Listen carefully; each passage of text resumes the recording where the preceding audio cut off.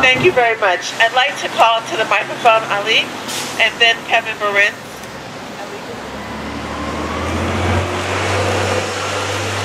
Hi everyone, I'm Alli McCracken. I actually know most of you. I work with Code Pink.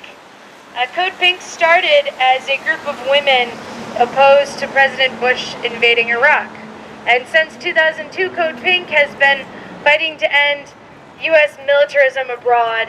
And now, you know, what we've seen over the years, but is more clear than ever, is that militarism is right here at home, alive and present. And there are actually several federal programs that give surplus military equipment to police departments around the United States. And we've seen those federal programs come about as the wars in Iraq and Afghanistan have winded down.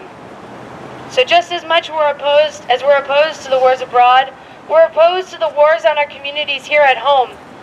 And just last December, we brought a delegation of 10 mothers from around the country to Washington, D.C. to tell their stories about losing children at the hands of the police. And we did this to dispel a myth that is perpetrated by institutions like the Department of Justice, but also our Congress and all of the U.S. government, which is that these deaths, the deaths of men like Michael Brown and Mama Emanuel's son, are isolated incidents. We all know that they are not isolated incidents. And those 10 mothers who came to D.C., a few of them from D.C., all blew us away and broke our hearts with their heart-wrenching stories about losing their sons at the hands of the police. Women from Texas, from California, from all over the country have the same story. And very few of them have gotten any semblance of justice.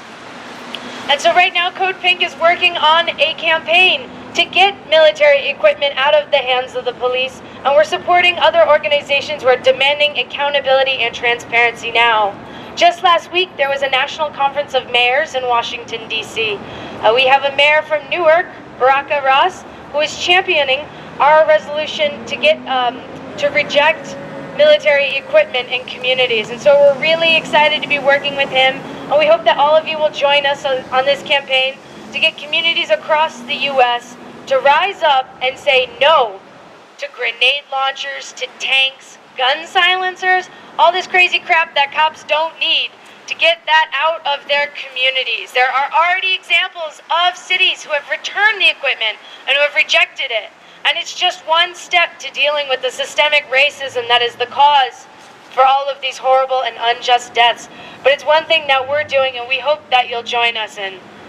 So I'd like to end by saying no justice! No justice!